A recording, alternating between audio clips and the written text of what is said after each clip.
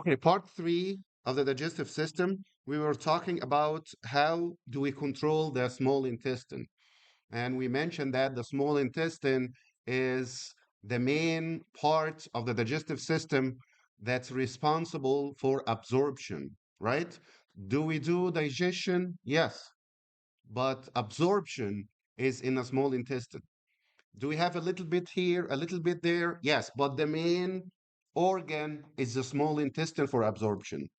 And the control here is neural control and local control. I talked about the local control, these reflexes, and the neural control is going to control the overall activities of the small intestine. And it goes without saying, when I say activities, I always mean two things: secretions and motility. Always secretions and motility. You secrete secretion and motility, you stimulate secretion and motility, or you inhibit secretion and motility. Okay, the same as we mentioned in in the stomach. So the neural control, you are going to stimulate or inhibit the small intestinal activity or the digestive system activity. You have the sympathetic, you have the parasympathetic. It rule of the thumb, sympathetic is your fighting, you inhibit the overall activities. What are the overall activities? Secretions and motility. Always, it's the same thing. Whether we're talking about the stomach, small intestine, anything. It is always secretions and motility. You can stimulate those by the parasympathetic or you can inhibit by the sympathetic, right? And there are these reflexes that play a role in controlling the small intestine. Now, the hormones that we secrete from the small intestine.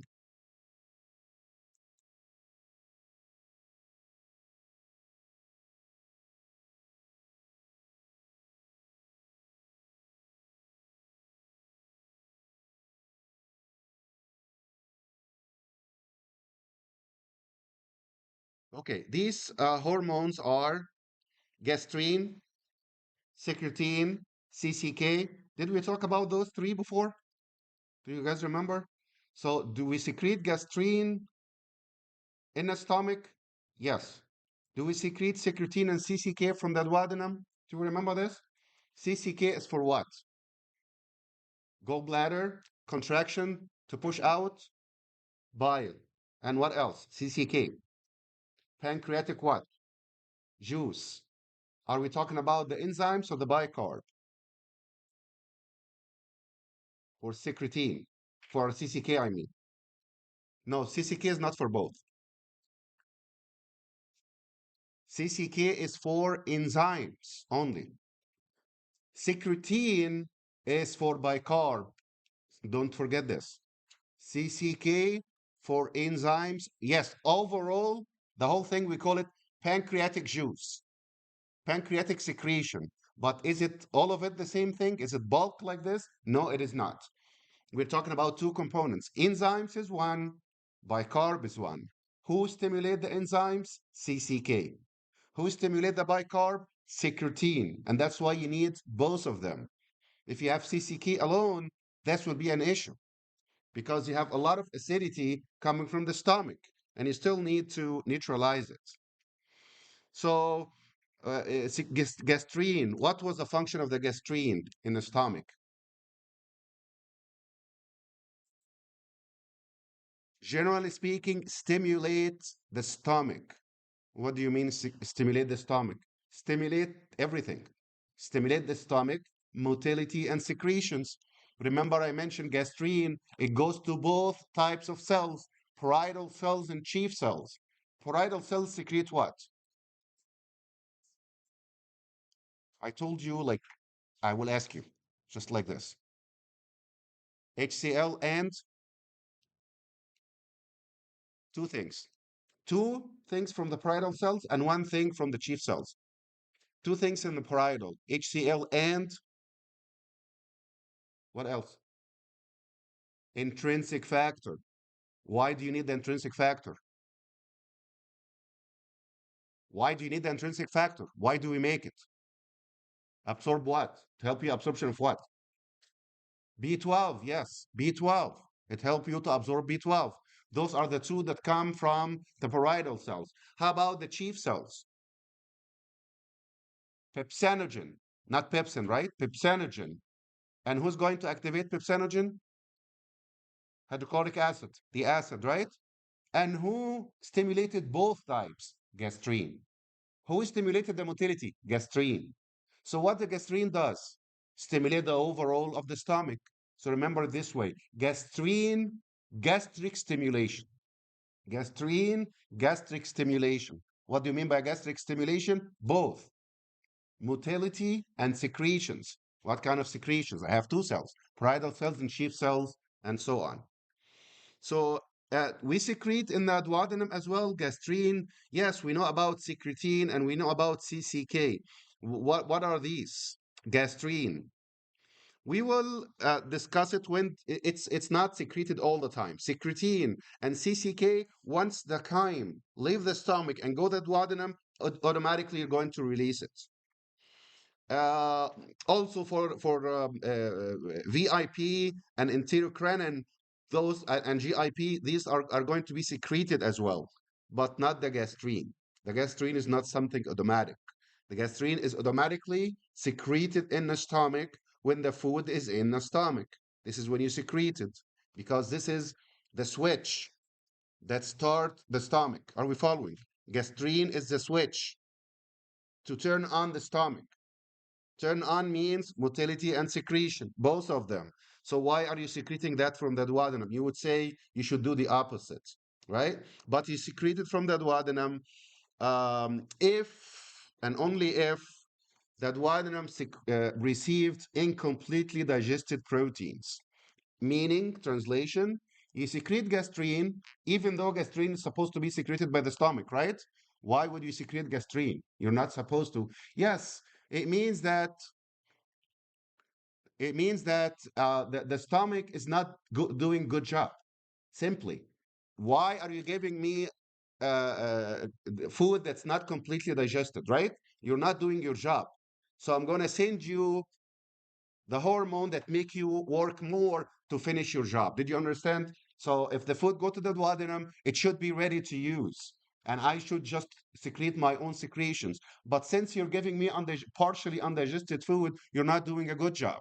So I'm going to give you a boost. I'm going to push you to secrete more, which is the exception, gastrin.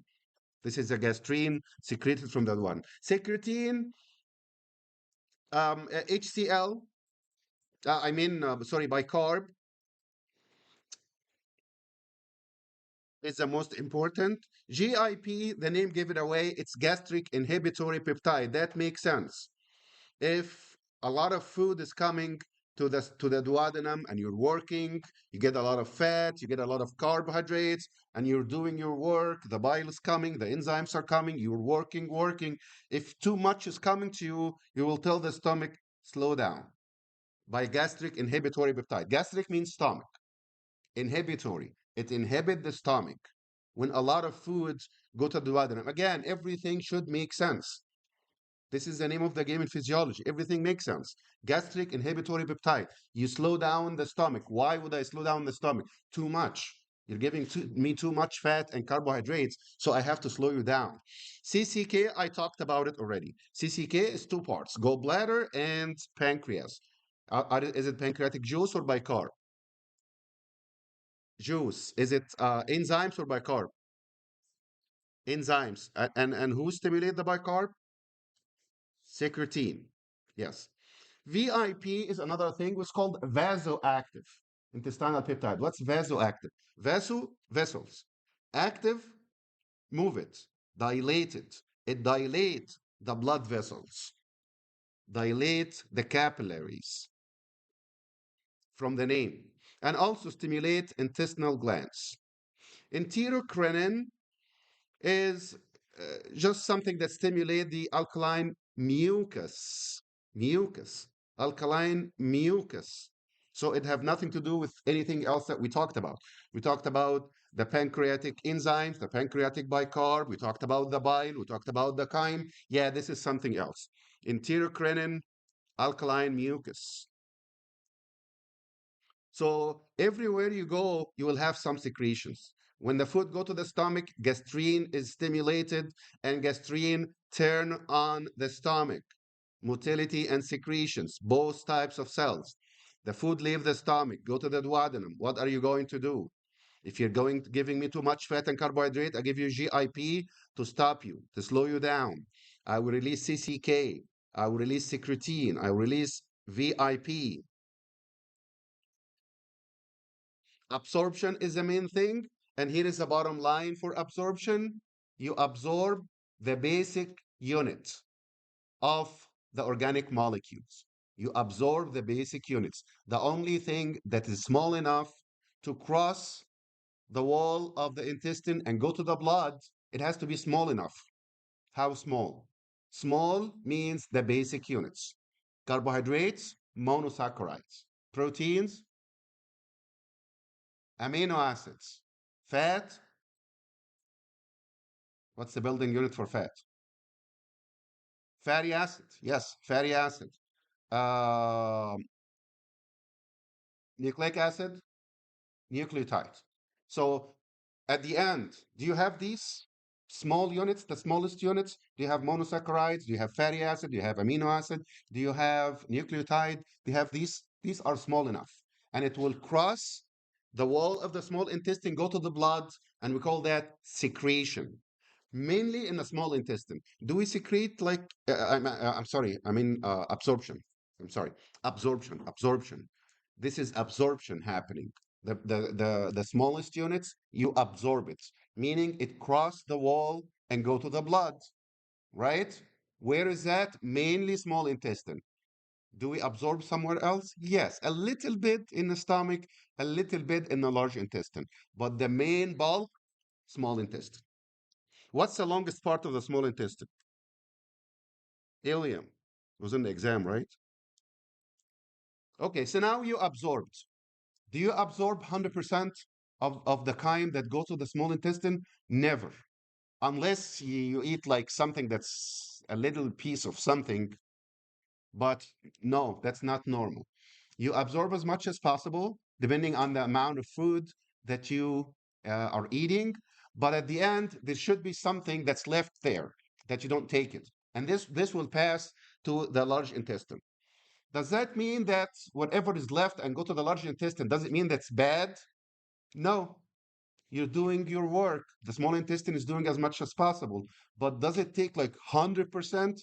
Does it take 100% of everything good in the food? No, that's impossible. Still, some stuff will pass to the large intestine. Not all of it is bad. So obviously, you would expect that the large intestine is your backup, right? It's going to reabsorb anything that's go there, that's good. And at the end, whatever is remaining there is either toxins, something indigestible, you cannot digest it, something bad, something extra, anything that you don't want. It will add water to it and make the feces and eliminate it. But anything goes to the large intestine, go to the feces? No. There is still good stuff there. This is your backup for absorption. And the large intestine start from cecum, ascending, transverse, and descending, and then the rectum at the end. Rectum followed by the anus. Cecum is that pouch, the very first part of the large intestine, to which the appendix is attached. And I mentioned it in a critical thinking question that the appendix is part of your immune system, right? It's lymphoid tissues attached to the cecum. The colon itself is ascending, meaning going up, transverse, and descending, right? And there is part after the descending that looks like sigma. Sigma is like S. I will show you the pictures. But these are the different parts of the colon. In the colon, there is something unique that you should remember, which is called haustras. Haustras. You have to remember these. Haustras are pouches in the wall. It goes like this. Okay, haustra, haustra, haustra, haustra. It goes like this. It's not straight like the small intestine. It's pouches, pouches, pouches. This is to allow expansion and elongation, both of them. Expansion is like this, you increase the diameter. Elongation is like this. Okay, if it is 20 inches, it will become 23 inches. So you can make it longer and wider? Yes. That's why you can take a lot of food and store it there until you finish working. And this is a function of the house stress that you have to remember.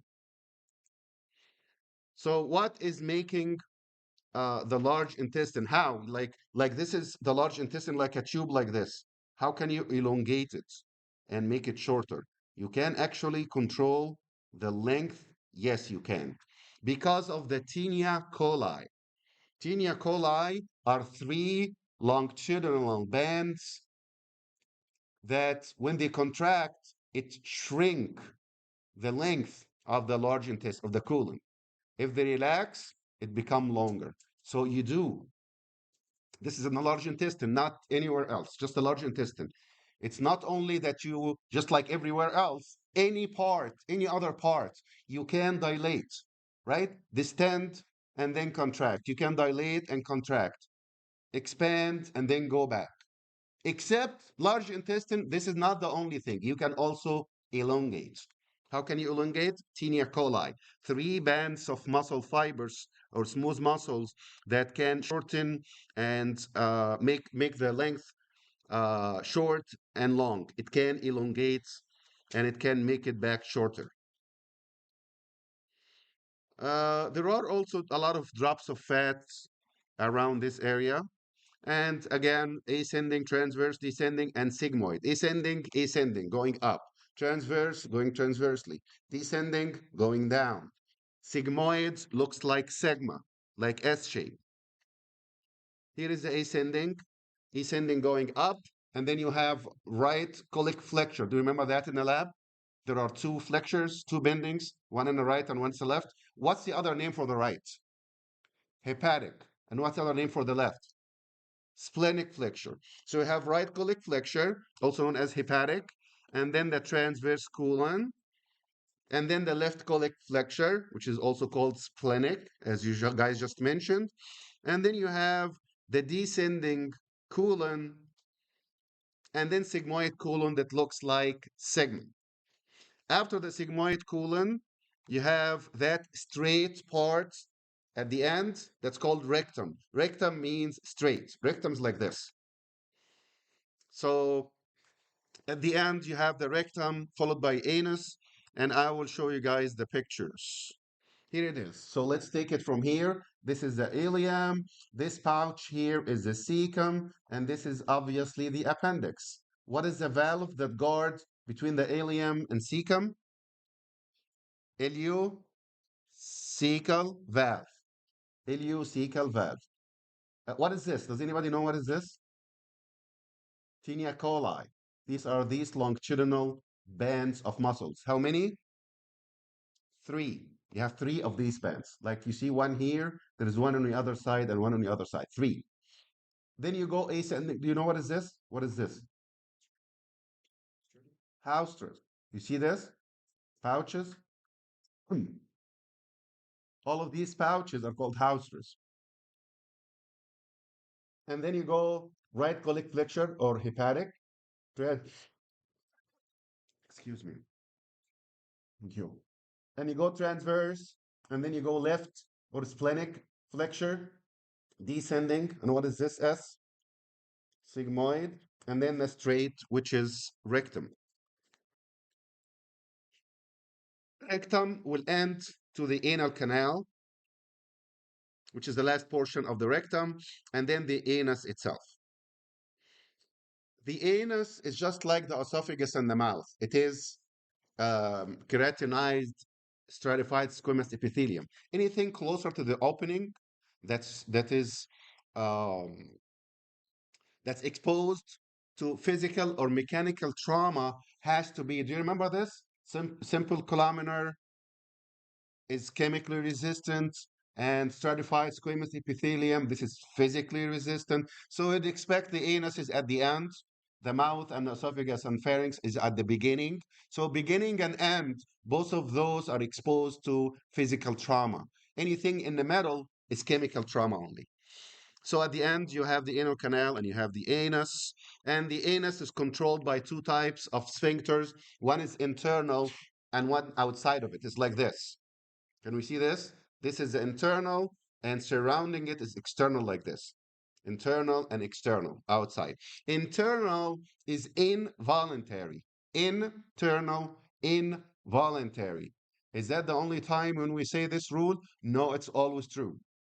Anytime you see two sphincters, one is internal and one is external, internal is involuntary.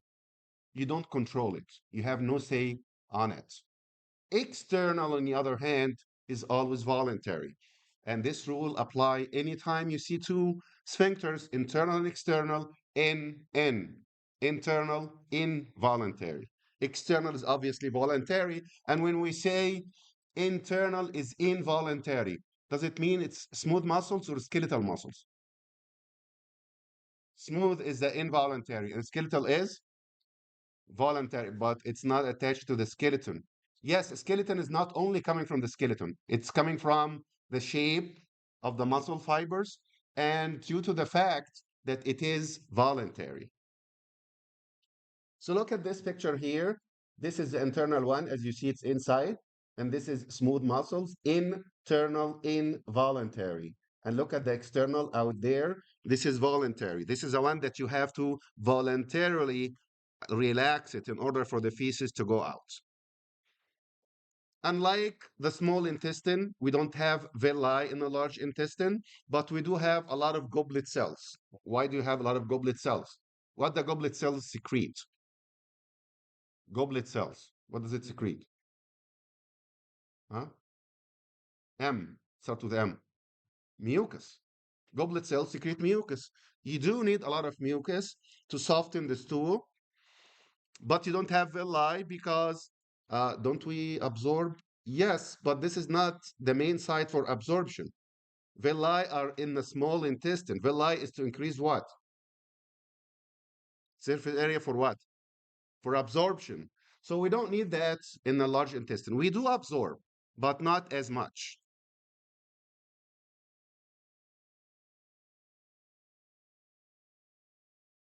So these are the intestinal glands right here.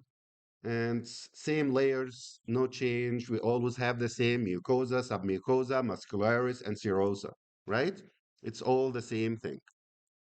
So for the large intestine, if I ask you, what do we do for the large intestine? The very common sense, anybody would say, we make and store feces, right? Everybody know that. This is where you make the feces and store it temporarily until you eliminate it, right? It goes without saying. But this is not the only function. You absorb anything that is good and goes to the large intestine. And this is what I just mentioned. You cannot take 100% of the good stuff in the foods in the small intestine. Some of it will ultimately go to the large intestine. Large intestine is your backup. It will reabsorb anything that is good. And when you say good, water, nutrients, why do you want to waste in the nutrients? Just take it back. Water, take it back. Bile salt. You reabsorb the bile salt? Yes. Why did you secrete the bile salt on the food in the first place, on the chyme? Why did you secrete it? To break down what? Fat. What do you call it? Emulsification. Emulsification. So you secreted bile acids in the bile, which is the main component of the bile. You secrete it for emulsification of fat. Okay, you did that. You did. So do we leave it, the bile salt that we make effort to make it, do we leave it go to the feces? No, we do not. We take it back. So why? Because I don't want my liver to be overworking, producing more and more and more. If every time you produce bile with the bile salts and bile acids, when you if it go to the feces, the liver will be overworking. So you don't do that. You take it back. Organic waste products, we take it back. Vitamins, take it back. So you should remember this. Nutrients, everything makes sense. Nutrients, vitamins, water. Why would you leave it to go to the large intestine? Isn't this is all good stuff? Water, nutrients, vitamins, right? Bile salts. Why do you want to waste it? It's all good stuff. Take it back. Organic waste products, you can take it back, and we will talk about this. Toxins, same thing. You take it back. Part of it will you get rid of it, and part will go to the urine, and you will get rid of it at the end as well. So this is what you're going to take back. And water. Hmm. Let me just explain real quick diarrhea versus constipation. Diarrhea versus constipation. What is this? The water go to the large intestine to make the feces soft, right? As it is moving in the large intestine, we just mentioned it, you take back the water, right? So if everything is okay in the large intestine, by the time the remnants go to the rectum, this is a normal stool or normal feces, right? You have your time until you go to the rectum. So what you have in the rectum is just a regular feces, regular stool, right? What if you have something that speed up the movement in the large intestine? Do you have enough time to reabsorb the water? No. So there will be a lot of water in the rectum, in the food, very soft. What do you call this? Diarrhea. Did you get what's the diarrhea? Why do you get diarrhea if you eat? They always tell you this. If you have diarrhea, they will tell you, what did you eat, right? Did you eat something bad? Here is a translation. If you eat something bad, that's going to irritate your large intestine, and large intestine speed up, push it. You don't have enough time to reabsorb the water. At the end, what go to the rectum is a lot of huge water. So this is diarrhea, isn't it? Diarrhea. On the other hand, if you get something that slow down the large intestine, guess what? You will be taking too much water to the extent of the feces become too solid. And we call that constipation. Did you understand this? But what's the normal, diarrhea or constipation? None of those. If you move just normal, everything is moving, you take enough water and you leave something to soften it, and that's it. But did we understand constipation and diarrhea? What happened there? Microbiomes, these are microbes that normally lives in our large intestine. This is normal. It's normal inhabitant. It should be there. And it can be bacteria, it can be fungus, it can be virus. Not only that's not harmful, some of them are actually have to be there. You cannot eliminate it because it helps you to make vitamins, especially vitamin K. This is a very big source of vitamin K. The bacteria, they work on the remnants of food and somehow they produce and give you the vitamins. Isn't that good? You have to have it. You have to have it. So you make some vitamins from these beneficial bacteria. Vitamin K is one, uh, biotin is one, and vitamin B5 is the third one. You make three vitamins with your bacteria in your colon. So guess what? If you kill these bacteria, you will have vitamin deficiency, and you end up taking it back. You take it back. You do something to take it. You re-flourish these bacteria somehow because it is beneficial to the extent of course, that's good enough to know.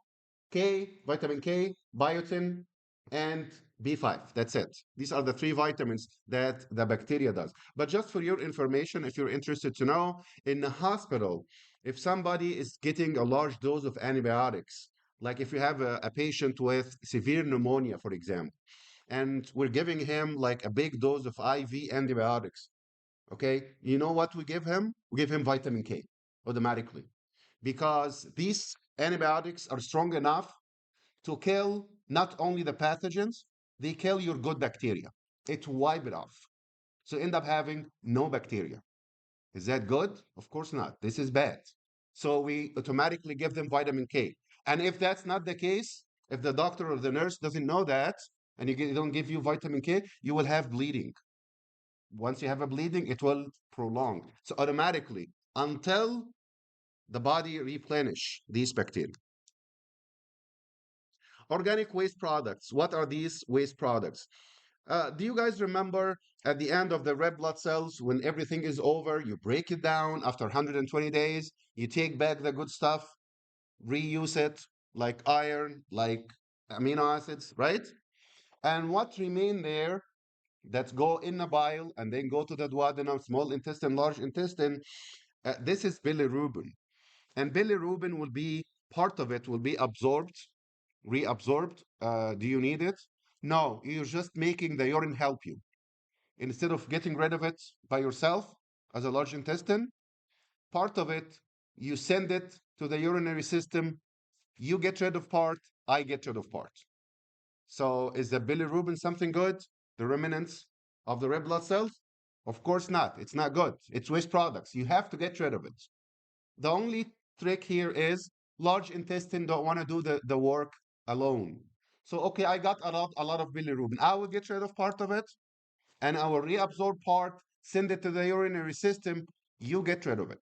So you get rid of it, part in the urine and part in the feces. And this is called urobilin and stercobilin. Stercobilin is is a part that goes in the feces, and urobilin, and the name give it away, uro. It's urine, right? Urine. This is a part that goes to the urine. What else do we have? We know that the bacteria is doing some good work, giving us these vitamins K, biotin, and B5. Okay, but they also work on the remnants of foods, and they end up producing certain gases like ammonia, um, other nitrogenous products, hydrogen sulfide. All of these are not things that's desirable, but it happened anyway. Bacteria is there is food, they work on it. So they end up giving you ammonia, they give you hydrogen sulfide, and hydrogen sulfide is that bad smelling gas. Okay, so if you smell something, it smells like a rotten eggs. This is hydrogen sulfide, and it's coming from the bacteria working on um, the food, the remnants of food, especially working on the carbohydrates. And if it goes in intestinal gases or flatus, this is the smell that you smell, which is hydrogen sulfide. Motility, it's the same thing. What kind of motility do we have? Which motility is this? If you move in one direction like this, what do you call this movement? Pushing in one direction toward the anus. What do you call it? Peristalsis or segmentation? Are you guys studying as we go? This is peristalsis, one way. And what is this? Forward, backward. You make a segment forward, a segment backward. We call that segmentation, or what's the other name for segmentation? Start with M, mixing. You're doing that for mixing, okay? We do the same thing because we still absorb something in the large intestine. And I mentioned what exactly do we absorb. But you do some segmentation, you take what you want, and then peristalsis comes and push it toward the rectum and then to the anus.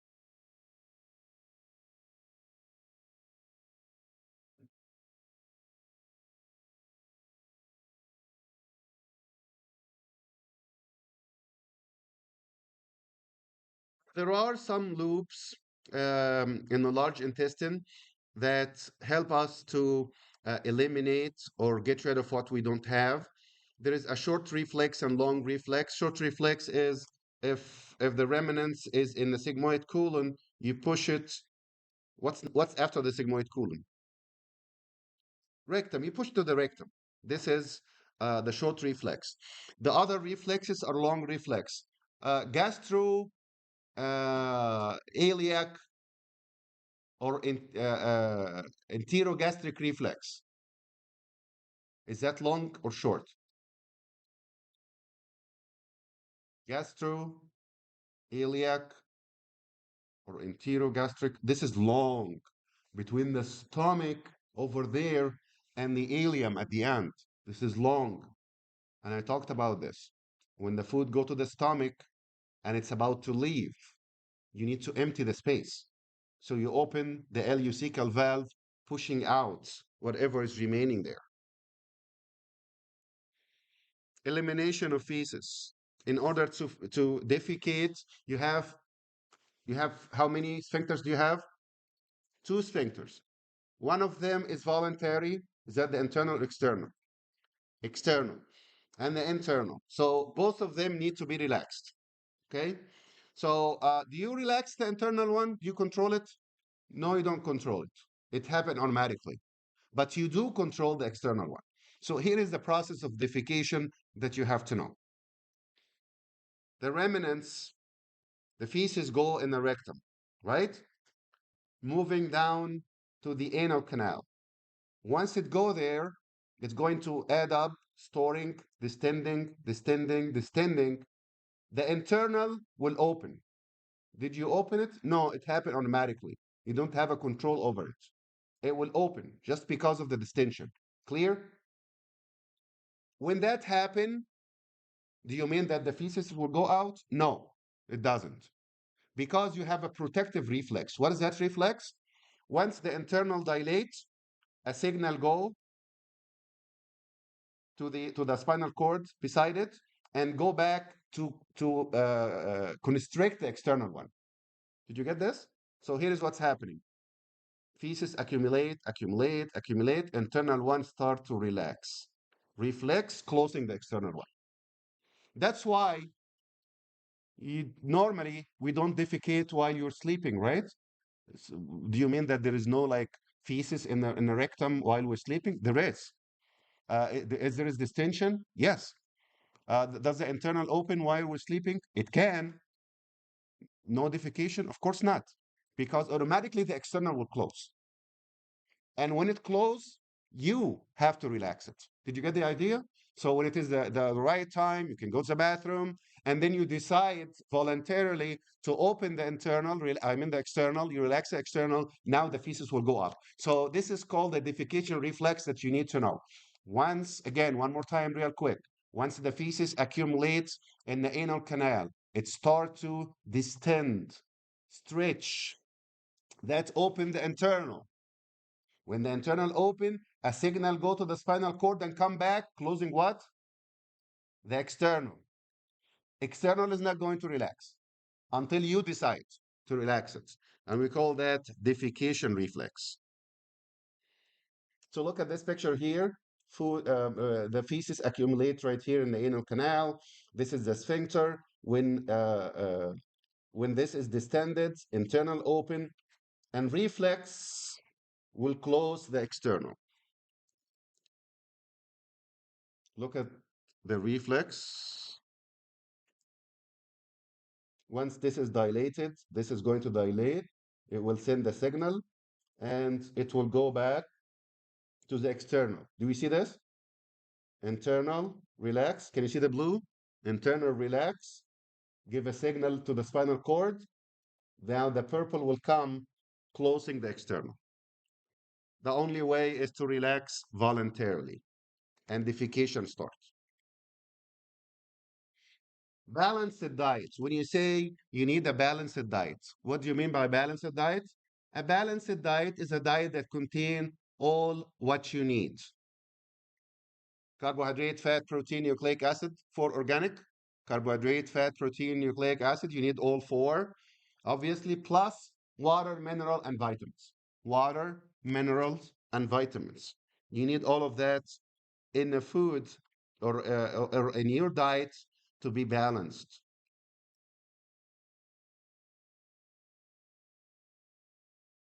Talked about all of these. It's just putting things together. Do you guys still remember these? We don't have to repeat. Do you get the whole process starting from the mouth, lingual lipase, salivary amylase, mucus secretion, esophagus, go to the stomach, gastrine, right? Intrinsic factor, HCl, uh, pepsinogen, become pepsin, and all these secretions, they work together in order to finish the chemical digestion. So the very first one, what's the very first enzymes that you secrete in your mouth? Lingual lipase and salivary amylase. Does that like digest, chemically digest like all of it? No, it just digests a little bit. You just break it down a little bit. And then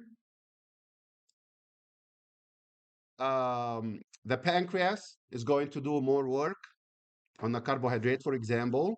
So what happened when you eat carbohydrates? Let's say you're eating like a piece of bread or anything sweet or something.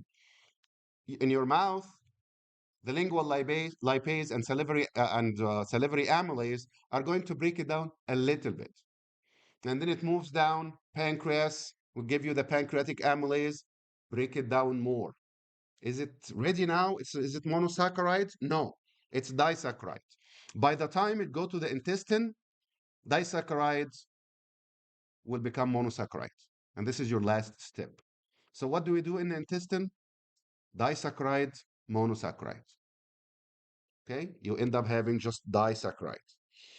When we start, what you're eating is huge polysaccharides, 50 sugar, 70 sugar, 30 sugar. You split it 10, and you split it 4, 5, until you give it to 2 disaccharides, 2 di. The disaccharide go to the intestine, and the intestine is the final step. So what does the intestine do? Disaccharide, just the final step. What are the disaccharides? Maltose, sucrose, and lactose. Maltose, sucrose, lactose. You do need to remember this. What are the disaccharides that we end up producing that go to the small intestine for the final step? Maltose, sucrose, and lactose. Maltose is a malt sugar. Sucrose, does anybody know what's sucrose? Which sugar? All of them are sugar. Which sugar is sucrose? The table sugar. Do you know that sugar, regular sugar that we buy it like 4 or 5 pounds? The white sugar. This is sucrose. You get like a spoonful or something and you put it on the tea. This is sucrose. Okay. Lactose is that sugar disaccharide in the milk. Okay. Maltose, it comes from the malt, something like beer and any products that's similar to the beer. So these three, obviously the name is very easy. Just instead of O's means sugar. What's A's? Enzyme that break down something, right? So malt, do you see this? Maltose, sucrose, lactose, O's, all of them all end with OSE. Just remove the OSE and make it A's. That will give you the name of the enzyme. Maltose, lactose, sucrose. Remove it, make it A's. Lactase, maltase, sucrase. Is that easy? Just remember it this way. Some people do not have lactase, ASE. So this is the enzyme that break down what? Lactose. So some people have lactose intolerance. We know that, right? So lactose intolerance means they don't have enough. It's usually not zero. I never heard of anybody having like zero lactase. Like if you eat like a very tiny piece and you get like issues. No, not that much. You have deficiency means low. You don't have enough. So if that's the case, you should cut on milk, and you can use alternatives, right? Like something like the almond milk, for example. Uh, so this is lactose intolerance means you do not have enough lactase. So at the end, what do I have? I have monosaccharides, I have amino acids, I have fatty acids, and I'm going to absorb it. You absorb the monosaccharides, and the process here is called facilitated diffusion and co-transport. Facilitated diffusion. Diffusion is something that we talked about. I think it was AP1 probably. Diffusion is when you move from high to low or low to high. High to low. So facilitated diffusion, it needs something to facilitate this process. And usually it go by another thing is co-transport. What's co? Co means what? Together. So what's co-transport? Like sodium is moving in, take glucose with you. Okay? So co-transport. So it works via concentration gradient, and it is facilitated diffusion. Here is the whole entire process of the carbohydrate. Start in the mouth, salivary amylase, and you break it down into di and trisaccharides. And then the pancreas come, it will make it disaccharide only. And the intestine, disaccharide, you work on it and you break it down into monosaccharide, facilitated diffusion, absorption. How about lipids? Lipids is a little bit more complicated just because of one thing. In the intestine, when there is amino acid, there is no issue. It just cross the wall and go to the capillaries, and that's it. How about monosaccharides? You just cross the wall, go to the blood, that's it. Lipids, it cannot do that because it does not dissolve in the water, and the water is the main component of the blood. We have to find an alternative. It's not that simple. So what should I do now? I'm going to put some proteins on it, on that fat. Protein is hydrophilic, isn't it? Anything that's not fat is hydrophilic.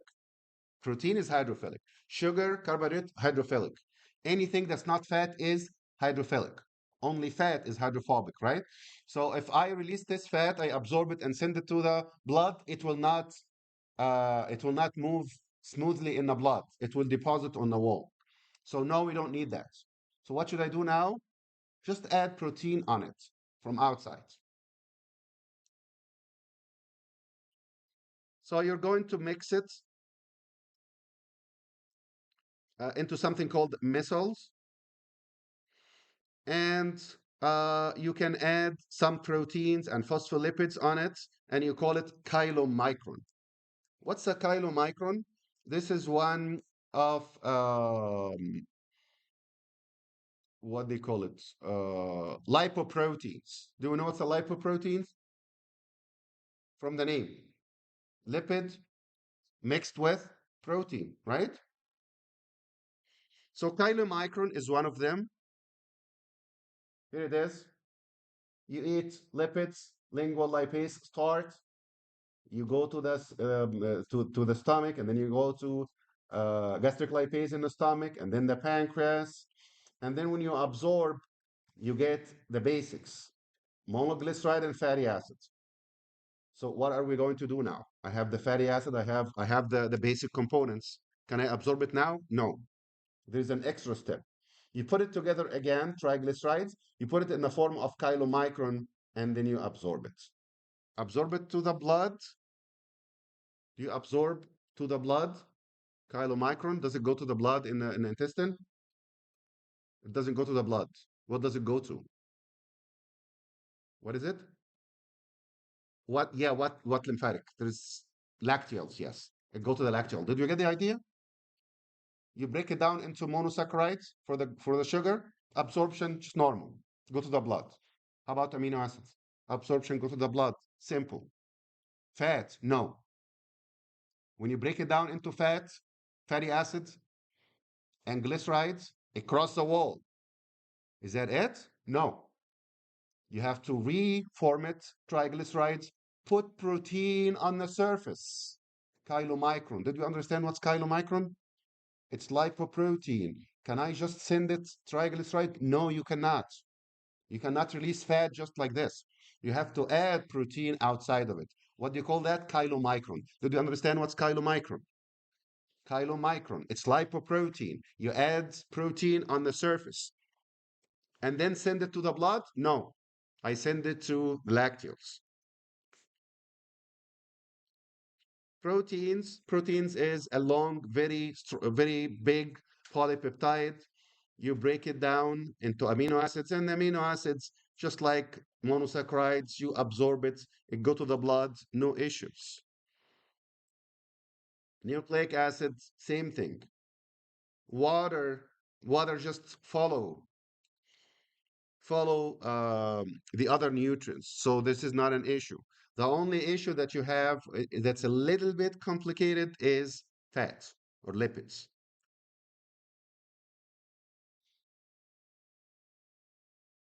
Ion absorption, it's osmosis. Do you remember the osmosis? From low to high concentration. So this is how ions are absorbed. We absorb calcium and potassium and sodium. There are cations and anions. Cations are potassium and what? What's the other cation that you know? Potassium and sodium. Anions, chlorides, bicarb, and so on. Vitamins. The vitamins are two types, okay? Water soluble, fat soluble. You do need to know this. Are you following? Are we following? Vitamins, two types. Water soluble, fat soluble. Okay? You need to remember this. Water soluble, B, C. Okay? Anything else? Fat soluble, A, D, E, K. Should I remember that? Yes, you have to remember this. Water soluble is B and C, but there are different types of B. Yes, just all of it. B and C. This is water soluble. A, D, E, and K, fat soluble. Since it's fat soluble, it also needs what? It's fat, so what? It need also some sort of emulsification. So it need bile salts. Okay, there is bile salts that's involved. Age-related changes. This is always the last part of everything. And I always say it the same way. Everything goes down. Everything deteriorates. You're losing the cells? Yes. Replacing it fast? No. You replace it slowly. Absorption is good? No, absorption is not good. It goes down. Muscle contraction is good? No, the muscle contraction decrease. You get easily dehydrated. Cancer is more. Whatever you want to say it, it's everything goes bad. Okay, this is the integration between all these systems, and that's it.